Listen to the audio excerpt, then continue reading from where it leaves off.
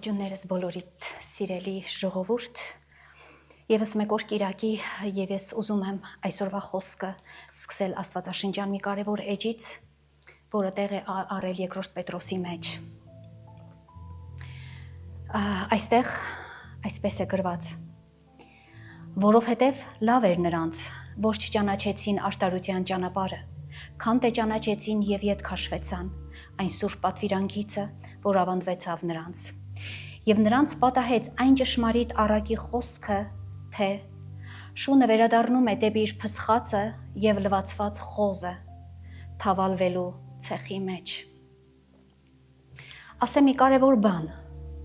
ինձանից չնեղանաս, սա մեր կյանքն է։ Հավատացյալ սա իմ եւ քո կյանքն է, որքան էլ փորձում է Տերը մեզ լվանալ, որքան էլ փորձում է նա մեր սրտերը մաքրել, որքան էլ փորձում է նա մեզ դարձնել հավատքին հարիր, Աստծո էությանը հարիր մեկ է, մենք ունենք տենդենց մեր կեղտի մեջ եւս թավալվելու եւ այն փսխածը եւս մեկ անգամ ուտելու։ Գիտեք սիրելիներ, երբ որ ես այս խոսքը լսում էի, միշտ կաշտում էի եւ լսում էի, հետո ես գյուղում էի իմ բարեկամի տունը, այնտեղ նրանց շունը շատ էր կերել հաց։ Ինչու եմ ես սա ասում։ Եվ նա ետ տվեց իր կերածը եւ նորից այդ իր ետ տվածը կերավ։ Անկեղծ ասեմ, ես այդ պահին սրտխառնոց զգացի։ Ես կարծես թե ինձ արդեն չի կարողանում տիրապետել։ Ինչու սա մի գարշելի իրավիճակ է մեր կյանքերի մեջ, երբ որ մենք դառնում ենք մեր անցյալին, երբ որ մենք անդադար դառնում ենք մեր մեղավոր կյանքին, երբ որ մի պահ ոգևորվում ենք, մի պահ հոգևորվում ենք, բայց հետո աշխարհը մեզ ձգում է։ Հիշում եմ, ես միշտ ասել եմ ու կասեմ ամեն մեկին, երբ որ դու ետ ես նայում աշխարհին, ուշադիր եղիր։ Եթե դու այնտեղ տեսար խորը խավար, դու ետ ես նայում աշխարհին, դու հավատքի կյանքի մեջ ես։ Եթե դու այնտեղ տեսար խորը խավար եւ այլևս ոչինչ չտեսար, ուրեմն դա նշանակում է, որ դու տեղը տեղին ապաշխարում ես։ Բայց երբ որ դու ետ ես դառնում եւ այնտեղ տեսնում ես ամեն մի աչքեր, որոնք որ քեզ հերվից, ետևից աչքով են անում եւ ասում են արի, քաշում են քեզ, ձգում են քեզ եւ դու նորից վերադառնում ես քո հինը, դա ուղղակի մի ասեմ քեզ տաղկալի վիճակ է մարդկային էության մեջ։ Ինչի, որովհետև մեզ ընդհանրապես դուր չի գալիս փոսից ելնել եւ փոս ընկնել, չէ՞։ Երբ որ մեր կյանքում տեղի են ունենում ինչ որ մի հիվանդություններ կամ ինչ որ մի պատահարներ, երբ որ այն կրկնվում է, մենք մի լավ տեղին խոսք ունենք, ասում ենք երկաթը ծեծած տեղը ծեծեց, բայց ինչու ենք մենք մեր հոգիները միշտ ցանկանում ծեծած տեղը ծեծել։ Ինչու ենք վերադառնում մենք մեր հին սկզբունքներին միշտ մարդիկ։ Դու քեզ հարց տվել ես, ինչն է քեզ ստիպում։ Եվ այսօրվա մեր խոսքի թեման է գրված կույրերը կտեսնեն, տեստողները կկուրանան։ Մինչ որ ես կցանկանամ այս խոսքը քեզ քարոզել կամ ընդհանրապես իմ ականջներին հասանելի եւ լսելի դառնա, ուզում եմ ես իմ Տիրոջը երկրպագել։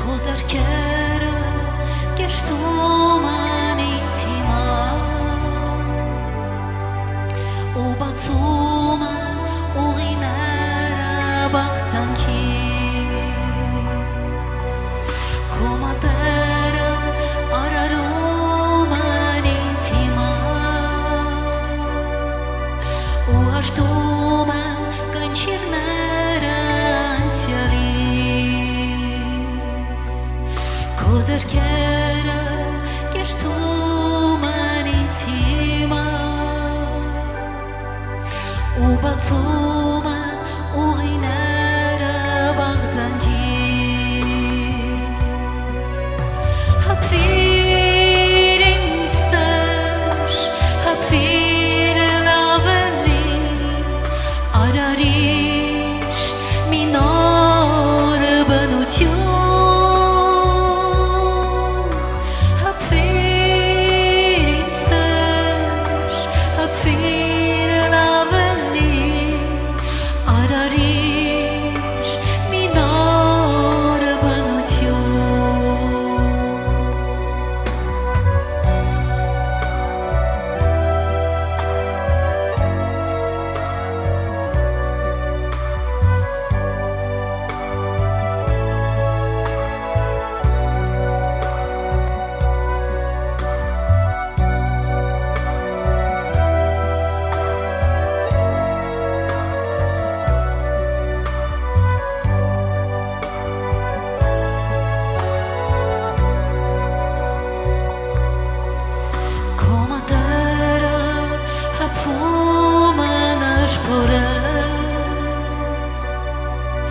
Եվ քանդում են կոշկորները իմ հոգուս Քո ձեռքերը շոյում են քանքշորը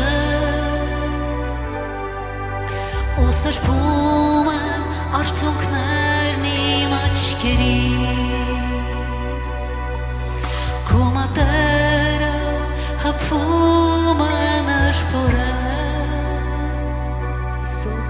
Եվ քանդում են կոշկորները իմ հոգում Քո ձեռքերը շոյում են աշխորը Ու սրբում են արցունքներն իմ աչքերից Հապվիր ինձ տեր, հապվիր լավելի Արարիր մի նոր բնություն Հապվիր ինձ տեր, հապվիր լավելի Արարիր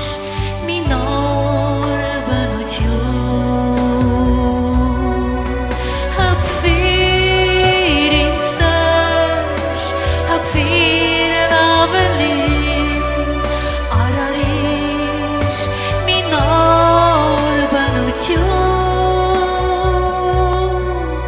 Հապվիր ինձ տեր, հապվիր լավելի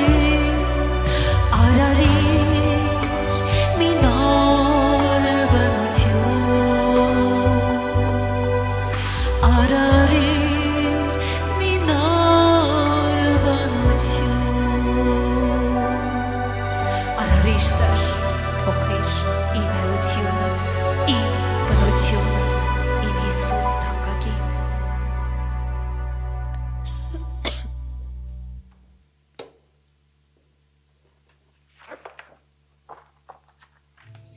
Խոսք, սիրելիներ,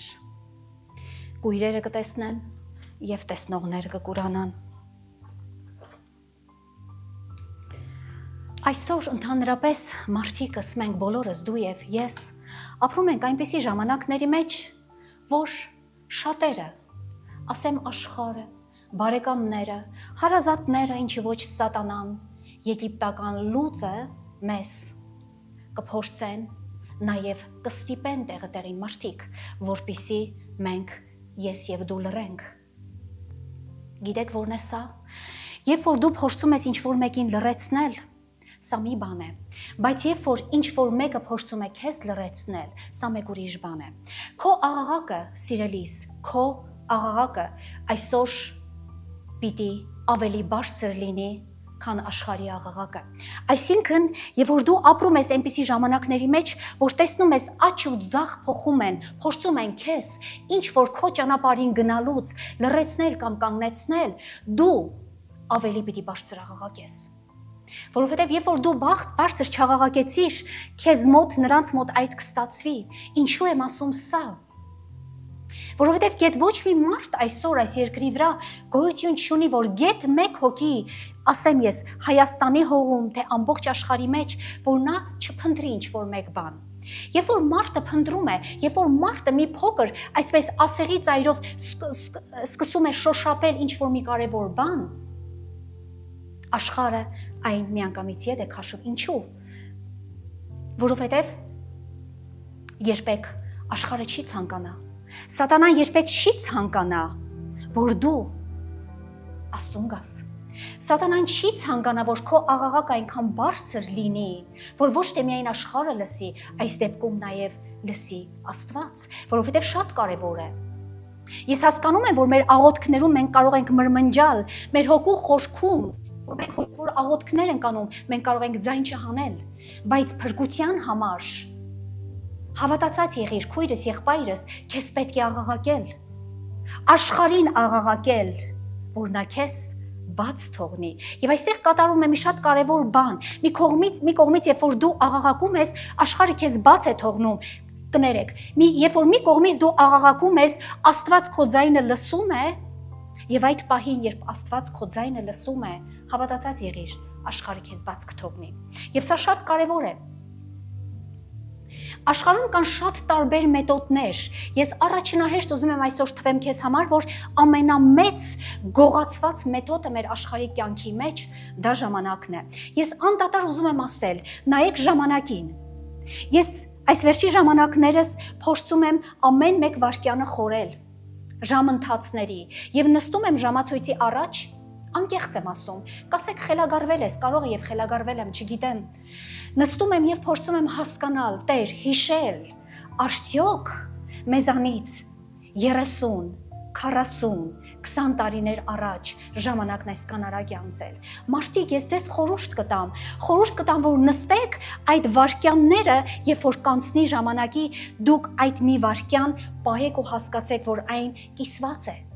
Այսինքն մեկ վայրկյանը դարձել է 2 վայրկյան, 1 րոպեն դարձել է կես րոպե, եւ այս աշխարհի մեջ, երբ որ սկսեցին որոշակի երկրներ աշխարհահայաց տեսակետով, փորձեցին ժամանակները ետ տալ, ժամանակները առաջ տանել, ժամանակները փոխել, այն բնականon կերպից, որ ստեղծել էր Աստված, եւ ամեն ինչ ստացվեց, որ մարդկային էությունից գողացվեց ժամանակը։ Դու այսօր քեզ հարց չես տալիս, հարց տուր ինքդ քեզ։ Ամեն ինչը անում է այսօր ռոբոտը։ Ամեն ինչը։ Միայն թե կարելի ասել անգամ եփուտ հապն է անում ռոբոտը, սիրելիս այսօր, բայց դու էլի ժամանակ չունես։ Ինչու։ Աշխարհի օրենքն է։ Աշխարհը սատանան չգիտի ինչ կերպ, որովհետև սատանան հասկանում է, որ ինչքան աշխարհը գնում է դեպի նեղության, այնքան դու Աստծուն ես փորձում գտնել, ոչ թե փրկում։ Բայց սատանան փորձում է ամենակարևորը քեզանից գողանալը, որովհետև նա գիտի, եթե դու շատ ժամանակներ ունենաս, ից հետո դու երբևիցե կգտնես Աստծուն,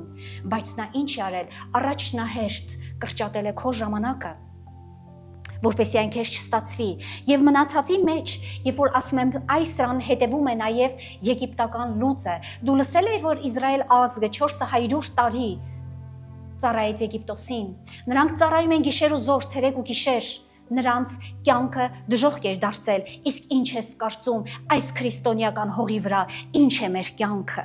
Նայի, աշխարհը, այս քրիստոնեական երկիրը, դա կապ չունի պետական աշխատանք է, թե սեփական է, թե մասնավոր է, անգամ գլխավոր տնօրենները մարդուն հանգստի անգամ 1 օր չեն տալիս։ Ասում եք մի բարկացեք, ոնց կարելի է չբարկանալ։ Երկիրը քրիստոնյա, լսեք մարդիկ, 1 օր հանգստի, ասում են քրիստոնյա երկիր ենք, բա ուր է այդ կիրակին, որ դու պիտի այս մարդուն տայր որպես ազատոր, եթե դու քրիստոնյա երկիր ես, ոչ, աշխարհը երկիր այն մեջ չի տալիս, ես զարմացած եմ մարդկային էություններ տեսնելով, թե ինչպես են նրանք 2 շաբթի օրվանից մինչև 2 շաբթի աշխատում, առավոտվա ժամ 8-ից մինչև երեկոյան ժամ 8-ը, եւ այսպես, ինչպես կարող է մարդը Աստծուն երբևիցե փնտրել կամ գտնել։ Հասկանում ենք, որ եթե աշխարհը մեզ անգամ այն թույլ չի տալիս, քանի որ սատանան է տիրապետում, այս երկրի տիրակալը սատանան է, անօրենը, բայց նաև կա երրորդ հնարավորությունը, երբ որ մենք ունենք ժամանակ, բայց մենք մեր ժամանակը տրամադրում ենք աշխատանքի ամբողջ 24 ժամը եւ ամբողջ 7 օրը, որպեսզի մենք ավելի շատ գումար վաստակենք։ Հիմա հասկանում եք, որ աշխարհը չոպով ծածկած չէ, սիրելիներ։ Ամեն ինչը ֆռում է ամեն ինչի շուրջ։ Կարծես թե ամեն բան ժամանակ եւ ժամացույց լինի։ Աշխարհը թույլ չի տալիս, եթե անգամ աշխարհը թույլ է տալիս, մարդիկ չեն ցանկանում, մարդիկ իրենց թույլ չեն տալիս։ Իսկ եթե անգամ Սատանան էլ քեզանից գողացած լինի քո 7 օրը շաբաթվա մեջ, եթե այն ժամը 2 ժամը դու ունես, դու այն տրամադրում ես արհեստական բանականությանը։ Դու այն տրամադրում ես քո հեռախոսին, տրամադրում ես անիմաստ ֆիլմերին։ Եթե ասում եմ սուտ եմ ասում, ասեք սուտ ես ասում։ Սա է մեր կյանքի իրականություն, այսինքն այսպես թե այնպես, ուր էլ որ գնանք, ոնց էլ որ շրջենք, վերջնականում հասնում ենք այն նախապայմանին, որ մեր մեջ ցանկություն չկա։ Կարծես մենք կամա թե ակամա փնտրում ենք ասում, ուզում ենք, հասկանում ենք, որ աշտեն այն թելը շատ է բարակել, ուր որ այ կկտրվի, բայց նորից եմ կրկնում, մենք իրապես այն չենք գործում։ Սատանային ստացվել է սա անել քեզ, ինչու եմ ասում ստացվել է սատանային, եթե սատանային չստացվեր, դու ուրեմն դեմ պիտի կանգնեիր այդ ամեն ինչին, բայց դու թույլ ես տվել, նա քեզ կուրացրել է հոգևորապես, նա փակել է քո հոգևոր ամեն մի հասկացողությունդ, գիտեք հոգին էլ ունի ականջ, հոգին ունի աչք, հոգին ունի շուրջ, հոգին ունի ամեն բան, այն ինչը որ ընդհանրապես մարմինը չունի։ Մարմնիդ աչքերը տեսնում են աշխարհը, աշխարհի հոգսը, քո կարիքներ ընտանիքիդ, դե քեզ պետք չէ ուղղակի դու քո կարիքը հոգաս, քեզ պետք է դու քո կարիքը մնացած 800 տարիների ընթացքում հոգաս, որ դու չգիտես, սա է մեր բնականոն էությունը, սա է մեր հավատացյալ կյանքի բնությունը, որ մենք ուզում ենք, որ չհոգանք այսօրվա համար այսօրը, մենք ուզում ենք այսօրվա, վաղվա ամբողջ շաբաթը հոգանք, որպեսզի մենք դառնանք, մենք ունենանք ստատուս, հասկանում եք, որն է դա, մենք ունենանք գումար բանկերում, որ հետո այդ բանկերը գումարը կխլի քո ձեռքից, որ հետո այդ բանկերը քեզ հնարավորություն շատ շուտով գրված է Աստվածաշնչի մեջ, ոչ կարողանալու ենք առնել, ոչ էլ կարողանալու ենք ծախել, ինչ ես անելու, ասենք թե գումարներդ հավաքեցիր, ասենք թե հավաքեցի իմ գումարները, հետո ինչ ենք անելու, ոսկին էլ որ հավաքեցինք դրինք տունը, այն հաց չէ որ ուտենք, եւ այսպես շարունակ հոգսը կարիքը, բայց մեր մարմնավոր աչքերը չի կարող Հիսուս Քրիստոսին տեսնել եւ չի էլ ուզում, իսկ հոգու աչքերի համար բնականաբար ասեցի, որ այն կուրացած է, այն չի էլ կարող։ Հիսուսը քայլում է անդադար։ Հիսուսը քայլում է անդադար։ Հիսուսը սիրելիներ, ոչ երկրի վրա է ապրել հանգիստ, ոչ էլ նա հիմա է ապրում հանգիստ։ Հիսուսը քայլում է։ Եթե դու տեսնում ես ինչ որ մեկ միջնորդի, ով որ խոսք է տալիս քեզ, ով որ քեզ երկնային հացով ապահովում է, միշտ հիշիր, որ դրանից առաջ քայլել է Հիսուս, քայլել է 37 տարիներ, որ իցե դե կարողանա մեկ մարդու սիրտը փխրեցնի եւ դարձնի իրեն նպատակահարմար,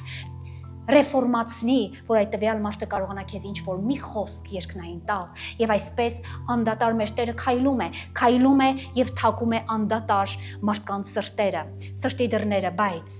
դու ուշադրություն դարձնում ես, հարց եմ տալիս քեզ, վերջին անգամ,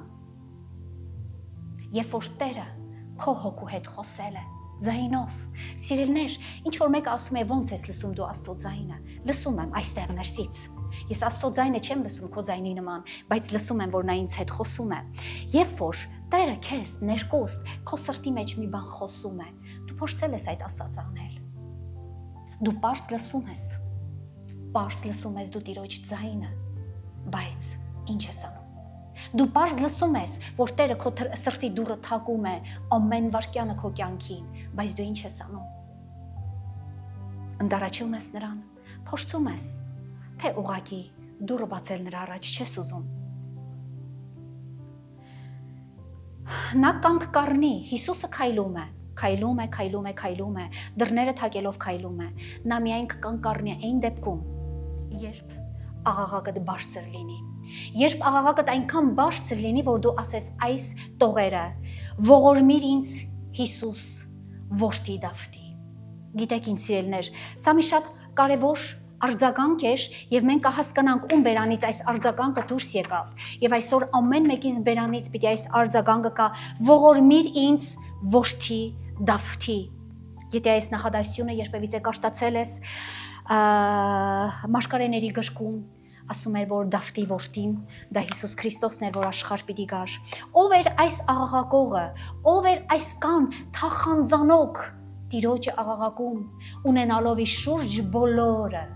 աշխարհի ամեն մի ձայները եւ տարաձայնությունները եւ լինելով կույր ֆիզիկապես։ Այսօր մենք խոսենք երկու տարբեր անձանց, երբ որ ես ինչ որ աստվածաշնչյան մի հերոսի կամ ինչ որ մարգարեի կամ ինչ որ առաքյալից քարոզչություններ է լինում, որ Տերը ինձ տալիս է, ես ուզում եմ, որ սիրելիներ դուք սխալ չհասկանաք, որ այս անձը փորձում է Պետրոսին քննադատել կամ Պիղատոսին եսիվ ինչ անել, ոչ, սա ուղղակի քարոզչություններ է, որովհետև մենք բոլոր մարդիկս սխալողական ենք, բացի Քրիստոսից։ Բացի Քրիստոսից այս աշխարհի տակ չի գտնվել գեթ մեկ հոգի, որ իր կյանքում երբեք չսխալվի, բացի իր կաշտած ծննդոցից մինչև հայտնություն կհասկանաս, անգամ այն Աստծո սրբերը նրանք սխալվել են։ Եվ այսօր այդ մարդիկ երկու տարբեր մարդկանց անձանց մասին եմ ես քարոզելու, երկու տարբեր հանդերձների մասին եմ ես քարոզելու, գինու տկերի մասին եմ քարոզելու, որ Տերը գրեց, եւ երկու տարբեր կուրության մասին, կա կուրություն, նաեւ կա կուրություն։ Սրանք տարբեր են։ Եվ առաջինս Հովհաննեսի ավետարան 21 գլուխ։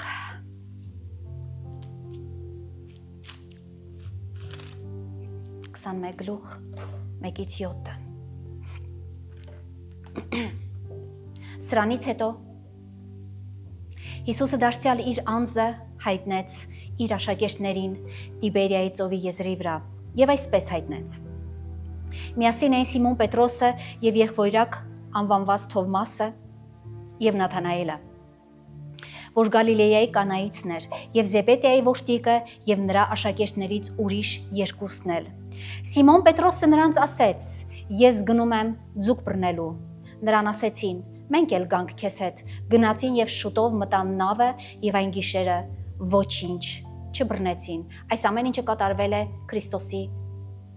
մահից խաչելիությունից հետո։ Երբ որ արդեն առավոտ եղավ Հիսուսը ծովի եզրումը կանգնած էր։ Սակայն աշակերտները չճանաչեցին, թե Հիսուսն է։ Իսկ Հիսուսը նրանց ասեց. տղերք, ուտելու բան ունեք։ Պատասխանեցին նրան ոչ, ինչպես ունենային, եթե չէին բռնել ամբողջ գիշեր ձուկը։ Նա էլ ասեց նրանց. Ուրքանը նավի աջ կողմը գցեցեք եւ կգտնեք։ Դրանք էլ գցեցին եւ են չէին կարողանում քաշել ձկների շատության պատճառով։ Պետրոսը։ Սիրելներ, Պետրոսը նրա Քրիստոսի աշակերտներից մեկն էր, ով տեսնում էր, նրա ֆիզիկական աչքերը կույս չէին, բայց այս ամեն ինչ կատարվավ, այսօր ես խոսելու եմ Պետրոսից, ոչ մնացած աշակերտներից, եւ Պետրոսը հարուցյալ Քրիստոսին չճանաչեց։ Ինչպես չկարողացավ ճանաչել, հարց եմ տալիս քեզ։ Եթե նա հոգևոր մի անձ էր, եթե նա սպասում էր Քրիստոսին հարուցյալ, եթե նա հավատացել էր այդ 3 տարի ու կես, որ Քրիստոսը քարոզել էր նրանց, որ ինձ բռնելու են, տանջելու են, ծեծելու են, թքել մրելու են, խաչելու են, երրորդ օրը հարություն պիտի առնեմ։ Այս ամենը լսելով հանդերձ, ինչպես չկարողացավ Պետրոս այս հասկանալ կամ ինչու։ Ետ էր դարձել իր նախկին կյանքին։ Ես ինչու եմ ասում, որ մենք չպիտի դառնանք լվացված խոզը պիտի կեղտերի մեջ թավալ չտա նորից։ Ինչու։ Եվ այս Պետրոս մարդը նա դարձել էր իր նախկին կյանքին, նա դարձել էր իր նախկին ձկնորսությանը,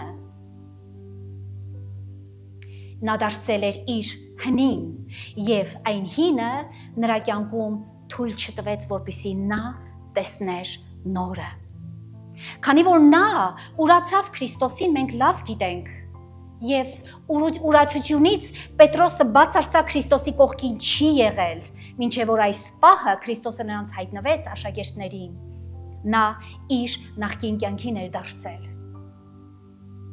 Կաշտացեք գրքերը, տեսեք, այդպես է թե այդպես չէ։ Եվ հինը թույլ չտվեց, նրա հին էությունը, Պետրոս այն անձն էր մնացել, ով կար։ Պետրոս այն անձն էր, երբ որ նա Տիրոջը ասեց, ես քեզ համար անգամ կմեռնեմ, ես իմ մարմինը կդնեմ քո համար։ Բայց առաջին իսկ փորձության մեջ 3 անգամ ուրացավ Տիրոջը։ Հասկանում եք, ես չեմ մեղադրում Պետրոսին։ Մենք էլ ենք կարծես թե Պետրոսներ, որ վախերի պատճառով, աշխարհի պատճառով, դեմեր հնի պատճառով, դե Հիսուսն էր, եկավ, ասեց, խաչվեց, մահացավ, գնաց եւ մինչեւ այսօր ոչ մի տեղեկություն չունենք Հիսուսից։ Դառնանք մեր կյանքին, դառնանք մեր ձգնորսությանը, դե վերջը ձգնորս էր նա։ Եթե մարդը վերադառնում է իր հին հանդերձին, դառնում է նա հոգեպես կույր, հիշիր սրան։ Որքան էլ ուզում ես դու լուսավորված եղի Քրիստոսով, որքան էլ ուզում ես դու հրաշքներ գործած եղի, բժշկություններ արած եղի, եթե դու վերադարձար քո հին հանդերձին, քո հին կյանքին, եթե դու վերադարձար հետ, այն խավարը հիշիր, քո հոգևոր աչքերը կկուրանան, միանգամայն։ Բնական է, մարմնի աչքերը դեռ տեսնում են, բայց ինչ են տեսնում քո մարմնի աչքերը, ինչն է տեսնում, աշխարհը միայն, արդյոք նա Քրիստոսին կարողացավ տեսնել, արդյոք Պետրոսը ճանաչեց Քրիստոսին, մեծն ոչ, չճանաչեց սիրելներ։ Եսայայի խոսքը այսպես է ասում է, տեսնելով կտեսնեն, բայց չեն տեսնի, լսելով կլսեն, բայց չեն լսի։ Սա կատարվում է այսօր մեր կյանքերի մեջ։ Մենք տեսնում ենք, բայց ասում ենք չենք տեսնում։ Մենք լսում ենք, բայց ասում ենք չենք լսում։ Ինչու է այսքան մեր սրտերը խիստ։ Ինչու է քո սիրտը այսքան խստացված, քո պարանոցդ այսքան ջղաձգված, որ դու անգամ Քրիստոսին նշմարել չես կարող։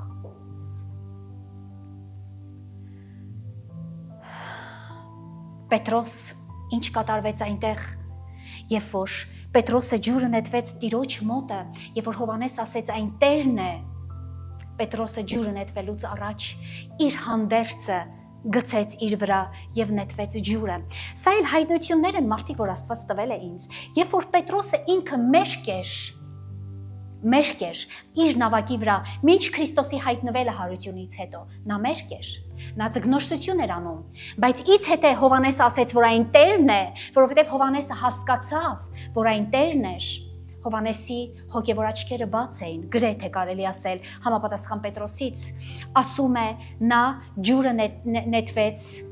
իր հանդերձը իր վրա առնելով, ոչ Պետրոս, ջուրը նետվելուց մերկ նետվիր ջուրը, քեզ պետք չի քո հին հանդերձը հագնել, դու Տիրոջի մոտ ես գնում։ Այսպես թե այնպես արդեն դու հին ես, այսպես թե այնպես արդեն Տերը տեսավ քո աշխարհիկ կյանքին վերադառնալը, քեզ պետք չի եւս մեկ հանդերձ հագնել, նոր Տիրոջ գնալ։ Մենք պետք է հասկանանք, որ Տերը մեզ չի ցանկանում մեր հին հանդերձով։ Տերը մեզ չի կամենում մեր հին մարդով, վերջը մեր մեջ պիտի ինչ-որ մեկ բան փոխվի, թե ոչ։ Մարկոսի ավետարան 10-րդ գլուխ։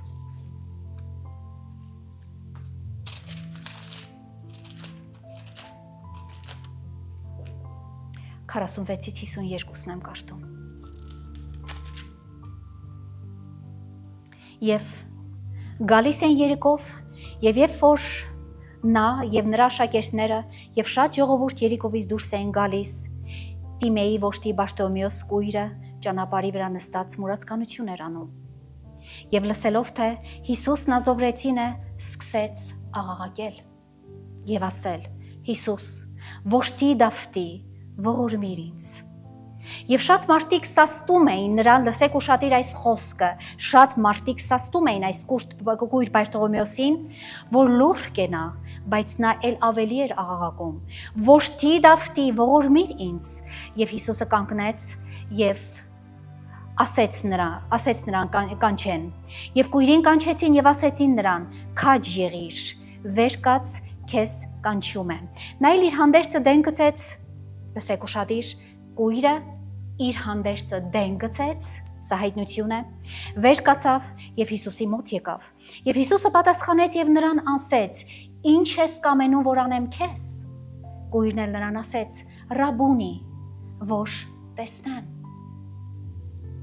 Հիսուսն էլ ասեց նրան. «Գնա, քո հավատքը քեզ ապրեցրեց», եւ նա շուտով տեսավ եւ ճանապարհումը Հիսուսի ետևից գնում էր։ Ինչ ասեց Հիսուսը. «Գնա, քո հավատքը քեզ ապրեցրեց»։ Մարդիկ, ոչ թե քո հավատքը քեզ բժշկեց կուրությունից, ապրեցրեց։ Դա նշանակում է ըստ որում տվեց նաև հավիտենական կյանքը։ Կույր Բարտողոմեոսը, թեպետ նա կույր էր ֆիզիկապես ծնված, նա ճանաչեց Տիրոջը։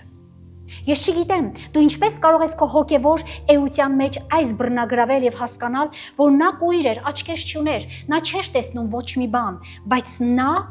ճանաչեց հոգեպես, քանի որ ասեցին Հիսուս Նազովրեցին է եւ նա հասկացավ մի շատ կարեւոր բան, որ ով էր սա եւ բղավեց։ Այնքան բղավեց, մինչև Հիսուս Քրիստոսը կանգ առավ։ Նայեք, մարդիկ նրան չէին թողնում։ Մարդիկ նրան ստիպում էին լռել։ Ինչու մարդիկ։ Ինչու։ Ինչու եք ստիպում որոշակի հավատացյալների լռել։ Ինչու եք ստիպում որոշակի հավատացյալների չբղավել։ Եվ սա այնքան բղավեց, մինչև որ Հիսուսը կանգ առավ։ Այսպես է կանգնում Տերը։ Ասեմ քեզ, սիրելիս, երբ որ Տերը քո ճանապարհով կանցնի,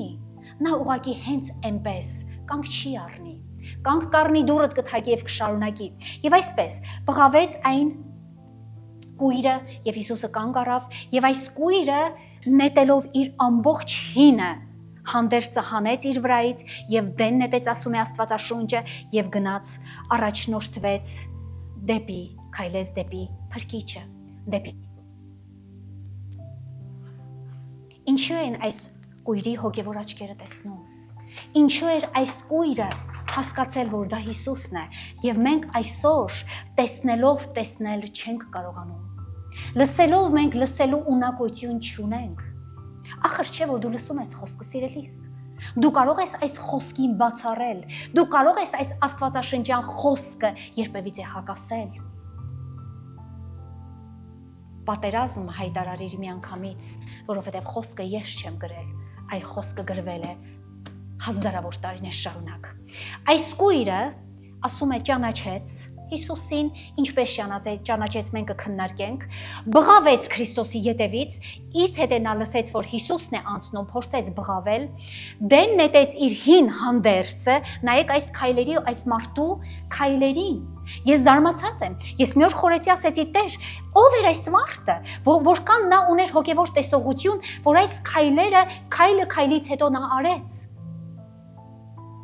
Դեն նետեց հանդերձը, քայլեց դեպի Փրկիչը եւ առավ իր փրկությունը, չեմ ասում նաեւ բժշկությունը։ Եկեք այս երկու դեպքերը Պետրոսի եւ Բարտողոմեոսի հասկանանք, վերջը այն տեղ է առել Սուրբ գրքի մեջ։ Ինչու են մարդիկ տարբեր, սիրելիներ։ Աստվածաշունչը մեկ է, Աստծո խոսքը մեկ է, Աստված մեկ է, Քրիստոսը նույնն է։ Հավիտյանս հավիտենից, նրա խոսքը չի փոփոխվելու։ Նրա խոսքը չի մոդեռնացվելու, որ քո լսելիքին շատ փափուկ եւ հաճելի դառնա։ Այն կա։ Եվ քավ լիցի երբևիցե, որ ես այն խոսքը երբևիցե կփոխեմ, որ դու ինձ այնքան սիրես, կարող ես ինձ ատել, որովհետև ես խոսքն եմ սիրում, ես խոսքի ծառա եմ, ես Աստծո ծառա եմ, եթե ես մարդկանց ծառա լինեի, սիրելիներ, այսօր այստեղ լիքն էր մարդկանց հոգիներով, բայց քանի որ Աստծուն եմ ծառայում եւ քանակներ չեմ հավաքում գրպանս լայնացնելու, այլ քարոզում եմ այն ճշմարիտ խոսքը, որ մեկ հոգու սրտին կարող է հպվել եւ այդ մեկ հոգին դարձի գալ։ Եվ այսպես Պետրոս, Բարտողոմեոս, դու ունես երկու տարբերակ քո կյանքի մեջ։ Այս տարբեր տարբերակները կատարվեցին Պետրոսի եւ Բարտողոմեոսի մեջ, բայց դու այսօր ունես այդ երկու տարբերակն էլ, այն քեզ տրված է։ Տարբերակներ, առաջինը, կամ Քրիստոսը կանգնած կսպասի, որ իրեն ճանաչես, եթե ճանաչես։ Հասկացար ասելիքս։ Քրիստոսը կկանգնի, ինչպես աշակերտների ժամանակ ծով եզրուն կանգնեց, որ իրեն ից հետ է ճանաչեն, կամ կսպասի քեզ, որ իրեն ճանաչես, իսկ երկրորդը պիտի բղավես, որպիսի այնքան բղավես, որպիսի Քրիստոսը քո բղավելուց կանգ առնի։ Հիմա դու ո՞ր տարբերակը կընտրես։ Ես չեմ կարծում, որ առաջի տարբերակը այնքան դյուրին է, որ դու կարող ես հարուցյալ Քրիստոս ճանաչել, որտեղ հարուցյալ Քրիստոսը ինքը հարուցյալ մարմնով էր։ Ինքը նախկինում Քրիստոսը չէր։ Այն նույն Քրիստոսը չէր երկրի վրա, այն փոխված էր, նա հարուցյալ էր։ Մեր մարմիններն էլ օրից մի օր փոխվելու է։ Անահիտը այլևս հարությունից հետո այս մարմինը այս տեսքը չի կրելու։ Բայց Հիսուսն աստծո է, նա կարող է տարբեր տեսքեր կրել, նա կարող է այնպես մարդկանց աշակերտների աչքերը փակել, որպեսզի նրանք նրան տեսնելով անգամ չճանաչեն։ Եվ հիմա հարց եմ տալիս.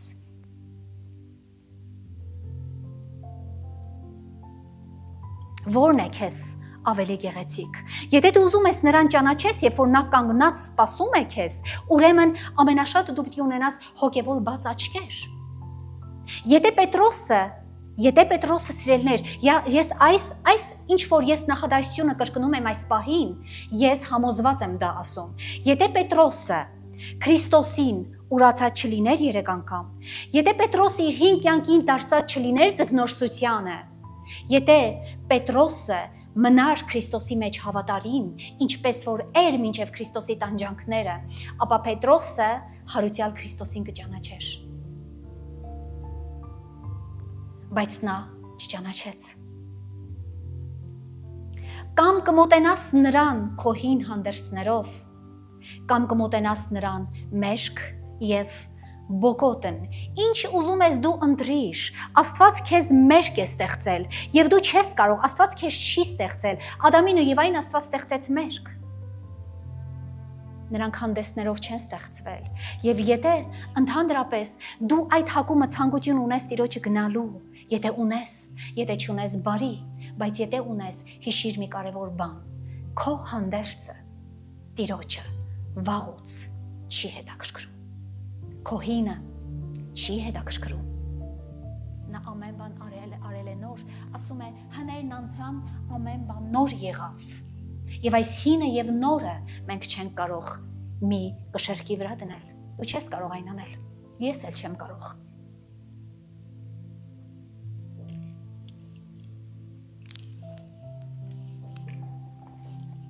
Մարկոս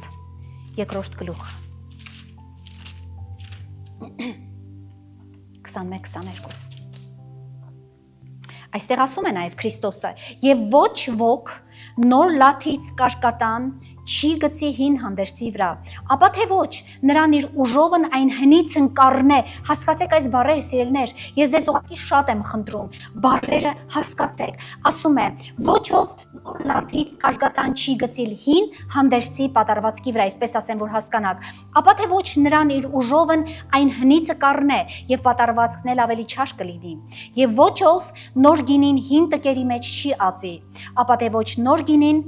տկերը կպատարե եւ գինին կթափվեն եւ տկերն էլ կկորչեն, այլ նոր գինին նոր տկերի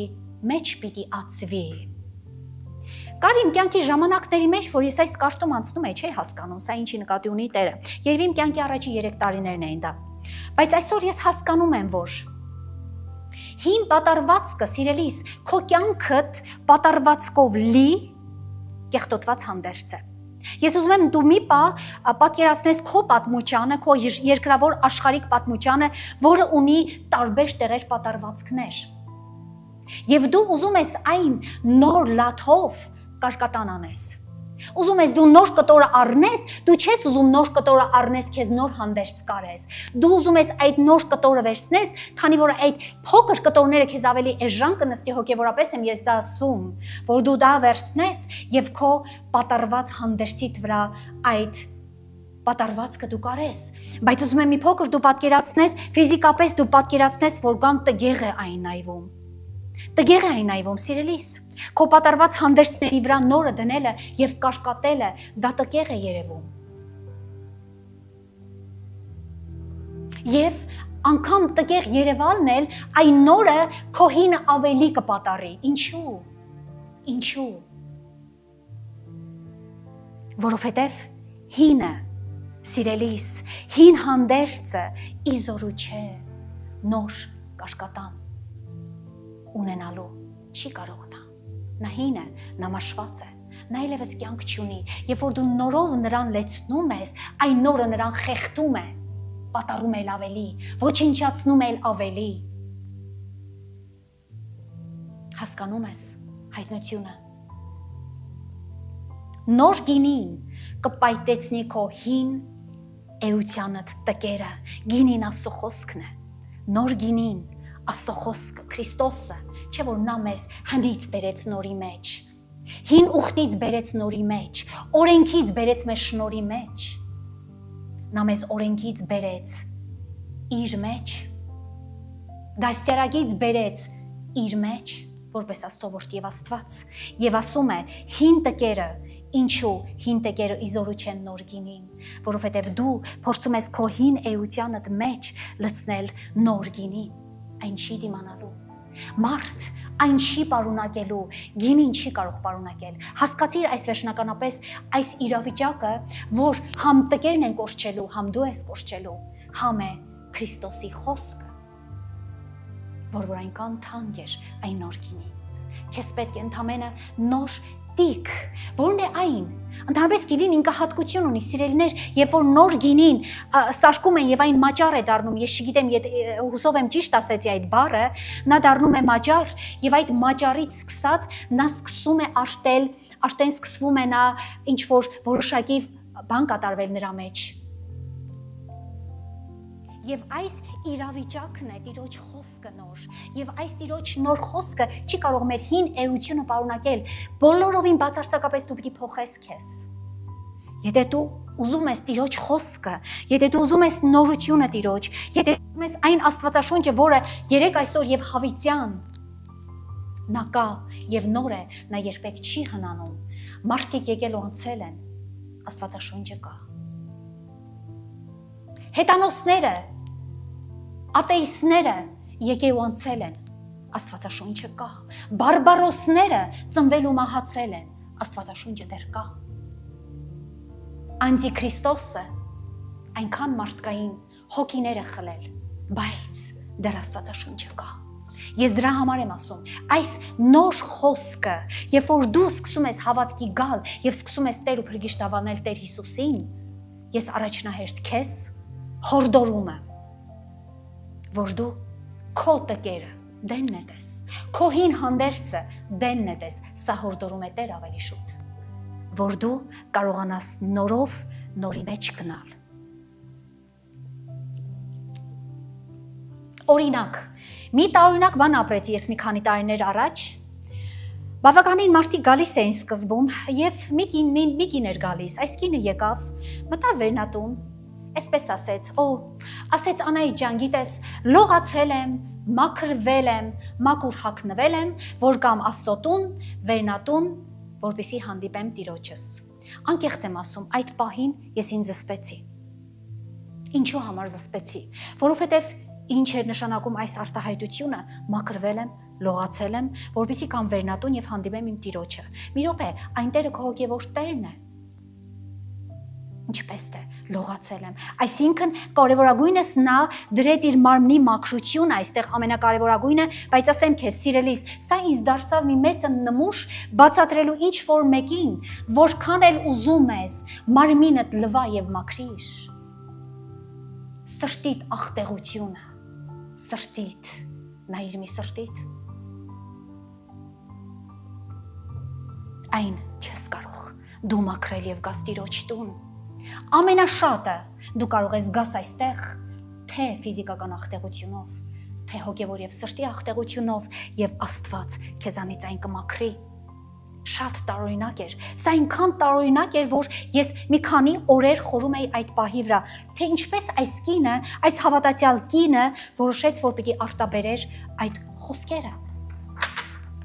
Չէ, սիրելիս, դու աղտոտ արի այստեղ։ Քո աղտոտ ոտքերով դու արի այստեղ։ Քո աղտոտ սրտովդ արի, կամ ինչ որ կաս, այդպես եղիր։ Որովհետև Տերը Տիրոջ համար կարևոր չէ, թե քո մարմինը որքան է բուրում, թանկագին յուղերով եւ պարֆումներով։ Տիրոջ համար կարևոր է, թե քո սրտի մեջ բնակվող մեղքը այն հնարավոր է երբևիցե մաքրել Աստծո խոսքով։ Այս կույրը ուզում էր տեսնել, որովհետև կույր էր։ Այս Բարտողոմեոս մարդը կույր էր, նրա աչքերը չէր տեսնում։ Նա ուզում էր տեսնել, որովհետև կույր էր, եւ համոզված եմ, որ նրա հոգու աչքերը տեսնում էին Տիրոջը եւ լսում։ Ես սա համոզված եմ ասում, սիրելիներ, հոգևոր աչքերը երբ որ տեսնում են, դու շատ բան ես նշмарում։ Դու նշмарում ես անգամ այն ֆիզիկականը, երբ որ դու չես տեսնում։ Անկեղծ խոստովանում եմ ձեզ, ամբողջ իմ սրտի էությունով։ Ես անգամ տեսնում եմ, երբ որ ծնկում եմ եւ Տիրոջս հետ ինչ որ մի բան եմ խոսում, եւ այն շատ ծիծաղելի կարող է լինի նրա համար։ Անգամ ես տեսնում եմ, որ նա ծիծաղում է իմ վրա։ Բարի տեսակով եմ ասում։ Անգամ ես զգում եմ, որ նա, գիտեք, նա այնքան թանկ, այնքան քաղցր ժպտում է ինձ վրա։ Ես այն չեմ տեսնում ֆիզիկական իմ աչքերով, բայց ես տեսնում եմ հոգևոր իմ աչքերով, որ Տերը բարկացած է իմ վրա։ Ես տեսնում եմ, որ Տերը հույս է տալիս ինձ։ Ամենը տեսնում եմ, ես չեմ ասում զգում եմ, հոգևոր իմ աչքերը տեսնում է այդ ամենը։ Ինչու՞։ Այս Բարտողոմեոս մարդն էլ տեսնում էր հոգևորապես եւ լսում էր Տիրոջը, նա ճանաչում էր գրվածքը, ինչու, որովհետեւ նա ծանոթ էր գրվածքին։ Այս կույր մարդուն ով էր երբևիցե պատմել կամ ինչպես էր նա երբևիցե կաշտացել, որ մարգարեներում գրված է Դավթի ոշտին, որը կծնվի կույս Մայրամից, եւ նա աղաղակում էր Դավթի ոշտի, ողորմիր ինձ։ Ուրեմն նա գիտեր ով էր Քրիստոսը։ Իսկ դու գիտես։ Չէ, անկեղծ հարց եմ տալիս, դու գիտես հիմա, ով է քեզ համար քո փրկիչը։ Երանություն կլիներ կյանքիս մեջ, որ գոնե այսքան լսելուց, դու այս հասկանայիր, թե ով է նա քո կյանքում։ Պետրոսը քայլեց 3 տարի Քրիստոսի հետ։ Տեսավ բազում հրաշքներ, տեսավ հարություն մարդկանց երկրավոր, բժշկություններ, կույրի աչքերը բացվել, մահացածին 4 օր մահացած Ղազարոսին գերեզմանից Տերը հարություն տվեց։ Շատ բաներ տեսան այս աշակերտները, տեսան, բայց չտեսան։ Լսեցին սիրելիներ, բայց չլսեցին։ Ինչպես կարող ես դու այս հասկանալ, կամ ինչպես կարող եմ ես այս հասկանալ, բայց Տերը ուզում է ամեն կերպ ուզում է նա քեզ հասկացնել, որ անգամ Պետրոսը, ով 3 տարիներ քայլեց Տիրոջ կողքին, մարդիկ, նա տեսավ Քրիստոսին ճերմակ հանդերձ հակած ժայռի վրա, երբ որ Եղիան եւ Մովսեսը նրան երևացին եւ ուժ էին տալիս Հիսուսի։ Նրանք շատ բաներ տեսան, Պետրոսը, Հովանեսը եւ Պետրոսի Հովանեսի եղբայրը։ Եվ այսպես, բայց նա մնաց հոգևոր կույր, ինչու եմ ասում սա, Պետրոսը հետո ապաշխարեց, դու լավ գիտես, որ պահից սկսած Պետրոսը Տիրոջը դարձավ նորից։ Հոգևոր կույր նա Տիրոջը հարուցյալ չճանաչեց, քանզի շատ զբաղված էր իր հին աշխատանքով եւ աշխարհով, հիշիր միշտ, հիշիր, այսօր, այս ժամին, վաղը օրվա կեսին, երբ որ դու կթողնես Տիրոջը եւ կդառնաս քո նախկինին, քո հնին, թողնելով նորը, որի անուն է Հիսուս, քո հոգևոր աչքերը չեն կարող բացվել։ Ինչու ենք մենք ասում լուսավորվել։ Ինչ է նշանակում ընդհանրապես լուսավորվել, սիրելիներ։ Լույս ընկավ վրեն, լուսավորվեց։ Այստեղ բարդ բան չկա։ Աստծո խոսքը լույսն է։ Ջուրը թափվեց վրեն, մաքրվեց։ Լսել ես Սուրբ ջրի մասին։ Եվ այսպես, երբ որ մարդը իրականում ինքը լուսավորվում է, նա ելևս խավարը ճանաչել չի կարող։ Սրանք կիսալուսավորված մարդիկ էին։ Պետրոս, առանց Տիրոջ դու չես կարողանալու ձուկ բռնես։ Հիշեք, այս պատմությունը կրկնվեց երկրորդ անգամ, սիրելիներ։ Ես ուղղակի ուզում եմ, որ դուք շատ գեղեցիկ հասկանաք բնութագրություն է պատմության էս Աստվածաշնչի, երբ որ Քրիստոս իր աշակերտներին ընտրում էր, ասում է առաջնահերթ Պետրոսի նավը մտավ, չէ, ասում է մտավ Պետրոսի նավը եւ առաջի քարոզը իշ տվեց եւ Պետրոսին ասեց. «Դարձիր ինձ, եւ ես մարդկանց որսորդ քեզ կդարձնեմ»։ Եվ այն ժամանակ, երբ որ Պետրոսը ուրկանը գցել էր եւ ցուկ էր ուզում որսար, նրա մոտ եւս չէր ստացվել։ Եվ այնտեղ էլ ամենաուշը Պետրոսը այստեղ պիտի ճանաչեր, որ նա Տերն է, որովհետև նա կրկնեց պատմությունը, որովհետև նա կրկնեց նույն խոսքերը, նույն Պետրոսի, նույն նավակի մեջ, մարդիկ, ուր ենք մենք հասել։ Պետրոս, Քրիստոսը քեզ որպես աշակերտ ընտրելուց, մինչ ընտրելն ասեց, դու ամբողջ գիշեր ձուկ չէիր բռնել։ Ուրկանը գցել էր, ոչինչ չէր ստացվել, մինչև որ Տերն ասեց, գցիր աջ կողմը, դա սկզբում։ Եվ դու այն տեղադրել քո նավակի մեջ ձկները չէիր կարող, եւ վերջում Տերը նույնը քեզ կրկնեց։ Ինչու՞։ Որովհետև դու քո աշխարհիկ տեսակետով էիր մտածում, Պետրոս, որովհետև դու մտածում ես, որ առանց Աստծո, առանց Քրիստոսի դու կարող ես որսալ եւ կշտանալ։ Ոչ, սիրելի մարդ, այն ինչ մեզ տալիս է, այն մեզ Տերն է տալիս, առանց Տիրոջ, ինչ էլ որ երբևիցե դու ունենաս, անգամ հարստություն, ասեմ քեզ, ոչինչ է։ Իսկ Տիրոջ ձուկը, այն ձուկը, որ ասեց ուրկանը գցիր աջ կողմը, Պետրոսին, նա պիտի այդ ժամանակ գոնե վերջին պահին պիտի հասկանար, որ սա Տերն էր։ Եվ Հիսուսը արդեն այնքան էր, ասեմ քեզ, զարմացած, որ նրան չճանաչելով աշակերտները նա սկսեց բղավել։ Ինչ ասեց Հիսուսը նրանց, երբ որ նրանք ձուկ էին բռնում։ Ես ուղղակի այս բառերից ես զմայլվում եմ, ասեց տղերք, ուտելու բան ունեք։ Չէ, տղերք ուտելու բան չունեին։ Նրանք չունեին, որովհետև ամբողջ գիշեր տանջվել էին։ Հիսուս, ինչ հարց ես տալիս դու։ Տղերք ուտելու բան ունեք, բնական է չունեն։ Եվ այսպես կույրը աղաղակեց, կույրը ճանաչեց Քրիստոսին, կույրը հավատաց Քրիստոսին, կույրը բժշկվեց Քրիստոսով, կույրը հետևեց Քրիստոսին եւ կույրը ժառանգեց իր հավիտենական փրկությունը։ Ինչ գեղեցիկ ճանապարհ է սա։ Ես ասում եմ, Տեր, երանություն կտայի իմ կյանքի մեջ, որ ես իծնե կույր լինեի, որովհետև այս ամենը իմ կյանքի մեջ հեշտականորեն կգար։ Ինչու՞։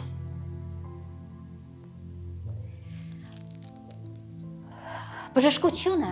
մարմնավոր կուրության սիրելիներ, դա հավատքն է։ Շատ մարդիկ հավատքով բժշկություններ ապրեցին, նրանք մարմնավոր հիվանդ էին, մարմնավոր կույր էին և այս կուրությունը, այս Բարթողոմեոսի նաև նրա հավատքն էր, որ նա բժշկվեց։ Բայց այստեղ կա ևս հոգևոր բժշկություն, որ հոգևոր բժշկությունը միայն հավատքով չես կարող դու քո հոգու աչքերը տեսնել։ Հոգու աչքերը կուրացած, դա հավատքը միայն քեզ չի կարող այդ կուրությունից դեպի տեսանողություն տանել։ Գիտես ինչու։ Որովհետև հավատքը առանց գործերի մեռած հավատք է։ Ինչպես մարմին առանց հոգու մեռած մարմին է, այնպես էլ հավատքը առանց գործերի մեռած հավատք է։ Եվ այս մեռած հավատքը մեր մեռած գործերով նա ընդհանրապես հավատք չէ։ Աստվածաշունչը մի բան ավելի շատ գերադասում է դևերի հավատքը, քան մեր հավատքը, գիտեք։ Ասում է դևերն էլ են հավատում։ Անգամ ասում է դևերը սարսափում են, բայց ոչինչ նրանց կյանքում չի փոխվում, չէ։ Բժշկությունը հոգևոր կուրության այն հավատքը չէ։ Ես պարզ կասեմ քեզ եւ դու սա քո սրտի մեջ հենց հիմա կգրանցես։ Ինչն է բժշկությունը հոգևոր կուրության, դա Քրիստոսին հետևելն է։ Գիտես որն է դա։ Խաչը առնես, քո խաչը եւ նրա ետևից գնաց։ Հանդերձ այն ծածկող միջոց է, որը միայն կարող է տալ մեզ Քրիստոս Աստված։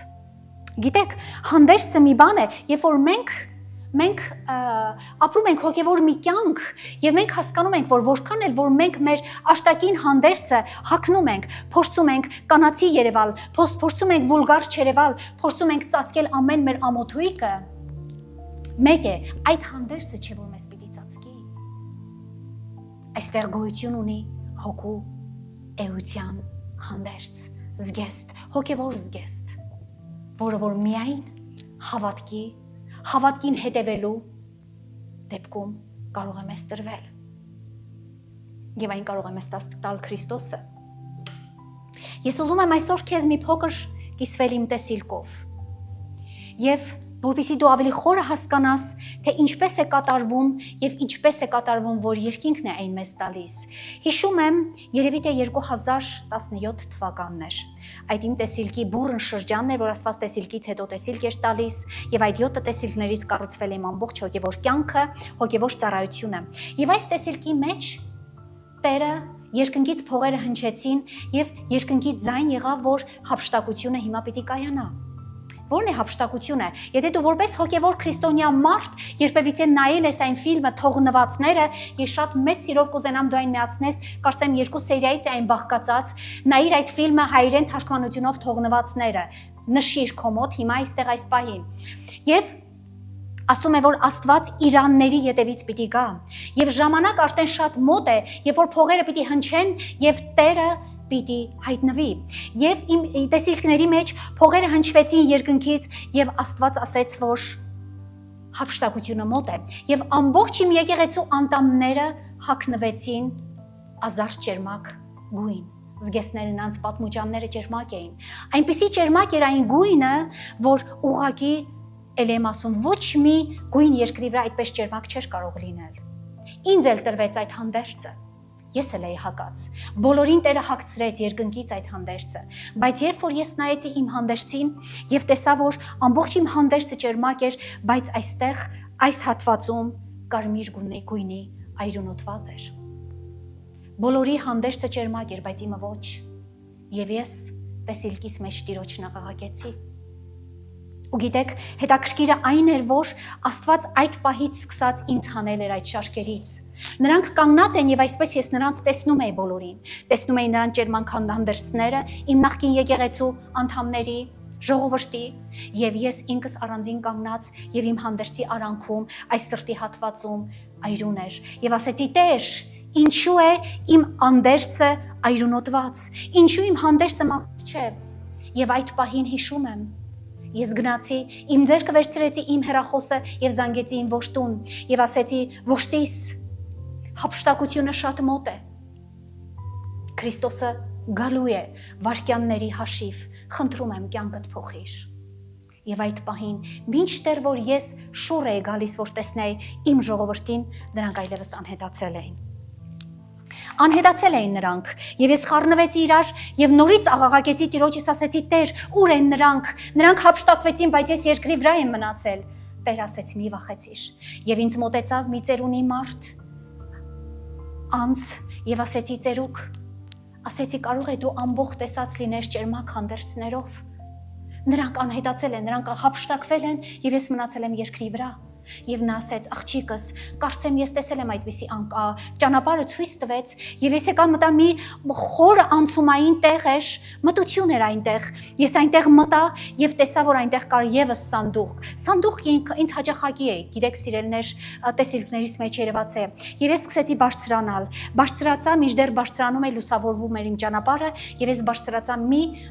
նավահանգիստ տախտակամած եւ տեսա իմ ժողովուրդը ճերմանք հանդերձներով այնտեղ կանգնած էին։ Մինչդեռ որ նրանք կանգնած էր մի հետաքրքիր նավակ, թե ասեմ տապան, թե ասեմ ավտոբուս, ես չգիտեմ ինչ էր այն։ Ծովը կարծես հրաշալի դիամանտի նման սպիտակ լիներ, ակվանի գեղեցիկ ծով էր եւ այդ շինություն, այդ տապանը ծովի վրա 3 դուռ ուներ։ Եվ այդ պահին, մինչդեռ որ ես կհասցնեի մոտենալ այդ տապանին, ժողովուրդը նստեցին, հավաքվեցին այդ տապանի մեջ, դռները փակվեց եւ այդ տապանը սկսեց շարժվել։ Ես նորից բղավեցի իմ Տիրոջը. Տեր, ասեցի, ուր եմ ես մենակ մնացել, խնդրում եմ քեզ, եւ փորձում էի վազել այդ տապանի կողքով եւ փորձում էի թակել ից հետ է այդ վարոշտը հայելու միջից կտեսներ, որ մեկ մոլորված գռնուկ մնացել է դրսում։ Եվ այդ պահին, իմ բղավելու պահին մեջտեղի դուռը բացվեց եւ ինչ որ մի ձեռք, աստվածային մի ձեռք, միայն ձեռք, վերցրեց ինձ այսպես, մցրեց տապանի մեջ, դռները փակվեցին եւ ես արթնացա իմ տեսիլքից։ Ինչ եմ ուզում ասեմ, սիրելիներ, հանդերձը, ինչ եք մտածում։ Մտածում եք, որ երբևիցե դուք կարող եք ինքներդ ձեզ հանդերձավորել։ Մտածում եք, որ երբ որ Հիսուսի գալուստը լինի, հափշտակությունը, դու կարող ես քո երկրավոր էությունով հափշտակվել նրա մոտ, ոչ։ Ամեն ինչ գցելու ես դու ներքև։ Ամեն երկրավոր շնչավորը մնալու է երկրի վրա եւ դու մերկն Տիրոջ գնալով նա քեզ հանդերձելու է այն բեհեզը, որը որ երկնային է։ Եվ շատ քիչ ժամանակ անց ես ուղղակի զարմացած ասում եի Տեր, ինչ նշանակություն ունի եւս այս տեսիլքը։ Սիրելիներ, ես տանջվել եմ այդ տեսիլքների ձեռքը։ Ես չեմ հասկացել ինչ անեմ, ինչպես վարվեմ, որն է ճիշտ։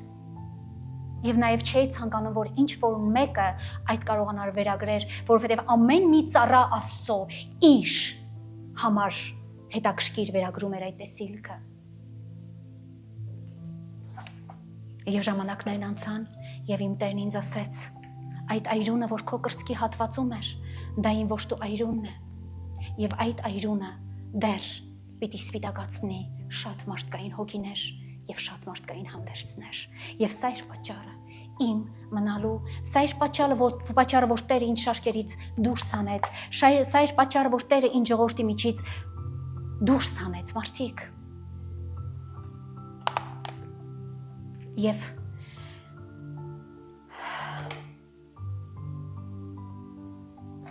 կաշտում եմ Մատթեոսի 22-րդ գլուխը։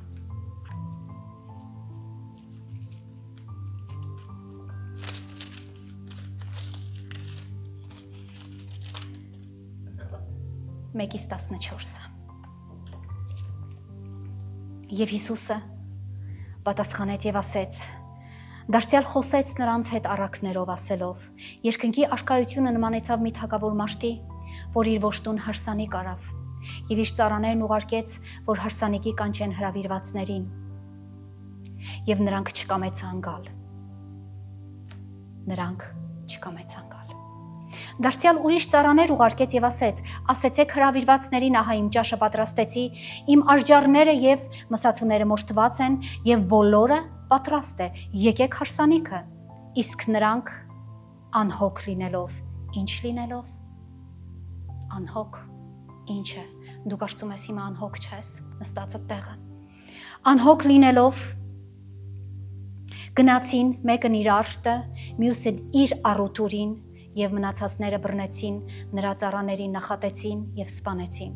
Բայց թագավորը լսելով բարկացավ եւ իր զորքն ուղարկեց այն սպանողներին սատկեցրեց եւ նրանց քաղաքն այրեց։ Այն ժամանակ իր ծառաներին ասեց. հարսանիքը պատրաստ է, բայց հրավիրվածները արժանի չէին։ Այսինքն լինելու են հրավիրվածներ, որ նրանք չեն լինելու արժանի։ Արդ գնացեք դեպի ճանապարհների անցքերը եւ ում էլ որ կտնեք կանչեցեք հարսանիքը։ Եվ այն ծառաները դուրս գնացին ճանապարհները եւ ժողովեցին ամենին, ում որ գտան, չարը եւ բարին, եւ հարսանիքը բազմականներով լցվեցավ։ Այստեղ չի ասում չլցվեցավ։ Ժողովեցին չարը եւ ժողովեցին բարին եւ բերին լցրեցին դալիճը հարսանիքի։ Բայց երբ որ թագավորը մտավ, որ բազմականներին մտիկ աներ, այնտեղ մի մարդ տեսավ հարսանիքի հանդերձ չհակած եւ նրան ասեց. ընկեր, ինչպես մտար այստեղ, որ հարսանիքի հանդերձ չունես, եւ նա պապանձվեցավ։ Այն ժամանակ թագավորն ասեց ծառաներին. դրա ոտները ձեռքերը կապեցեք, վեր առեք դրան, դրսի խավարը գցեցեք, այնտեղ կլինի լացը եւ ատամների կրճտելը, որովհետեւ շատերն են կանչված, բայց քչերն են ընտրված։ Սիրելիներ, կանչվածները բոլորն են, աշխարհի ամեն մի մարդ, որ երբևիցե ծնունդ է առել եւ մահացել։ Բոլորն են նրանք, հրավիրվածները նրանք էին, ովքեր չկամեցան գալ հարսանիքի։ Ես ուզում եմ մի փոքր դու ինքդ քեզ մատնացույց անես, դու հրավիրված ես այսօր։ Հրավիրատոմսը քեզ հասել է։ Եթե դու ասես, որ այն քեզ չի հասել, Դա մեկ բան է, բայց այն քեզ հասել է, դու հրավիրված ես, բայց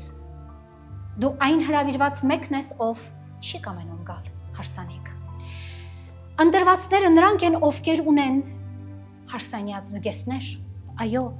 ամեն մի ընտրված մարդ Քրիստոսի մեջ, դա միայն Տերը գիտի, դա անգամ ես չգիտեմ, նրան տրվում է հարսանյաց զգեստ։ Իսկ հրավիրվածներին ինչը չթողեց մասնակցելու հարսանիք, ինչ ես կարծում, ինչը, հոգևոր կուրությունը, սիրելիս, հոգևոր կուրությունը շատ մարդկանց է տարել դժոխք, հոգևոր կուրությունը քեզ էլ կտանի դժոխք, ես պարզ ասում եմ և աղաղակում եմ, ինչպես Բարտողոմեոսը, լսի ուշադիր, հոգևոր կուրությունը քեզ տանելու է դժոխք, մինչդեռ որ դու թույլ չտաս Տիրոջը քո հոգևոր աչքերը բացելու։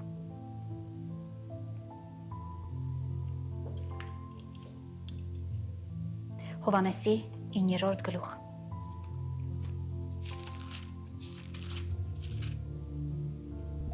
Երեսունինից 41։ Հիսուս այստեղ մի շատ կարևոր ակնարկ արեց։ Եվ Հիսուսն ասեց. ես դատաստանի համար եկա այս աշխարհը, ինչի համար օտեր, բայց մենք կարծում ենք դու փրկիչ ես եկել աշխարհ։ Այո, բայց նաև դատաստանի համար, որ չտեսնողները տեսնեն եւ տեսնողները կուրանան։ Սա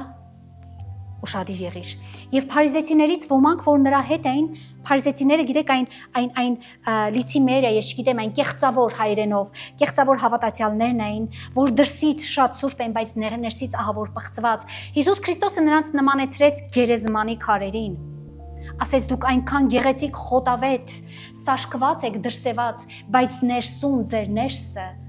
գերեզմանի ոսկորներով եւ պղծությունով լիքն է։ Գիտես որն է դա։ Եվ ասեց Տերը, եւ փարիզեցիներից ոմանք, որ նրա հետ էին, լսեցին այս եւ ասեցին նրան. միթե մենք էլ կույր ենք։ Հիսուսը նրանց ասեց. եթե ուշադիր եղիր, որ հասկանաս, եթե կույր լինես, մեղք չես ունենա։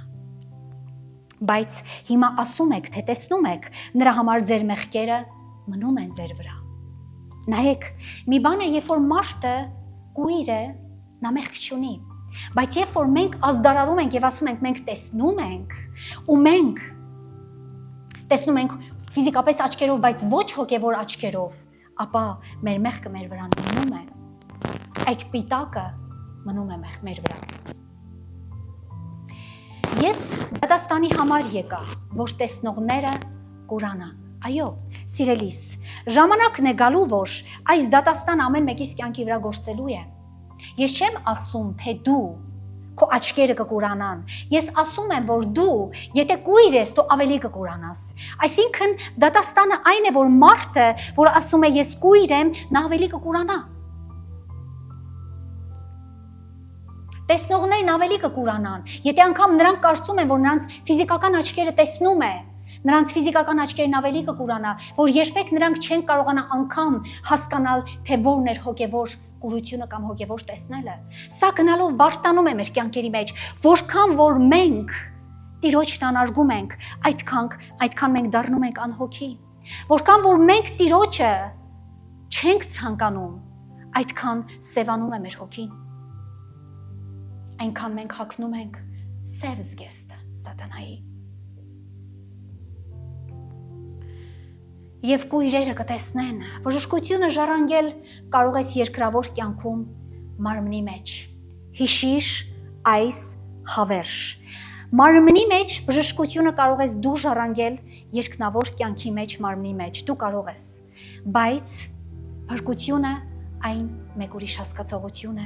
Փրկությունը այն հասկացողությունն է, երբ որ դու քեզ գտնում ես, ձգտում ես, հասկանում ես, ու Աստված Սուրբ Հոգին քո մեջ դրել է այդ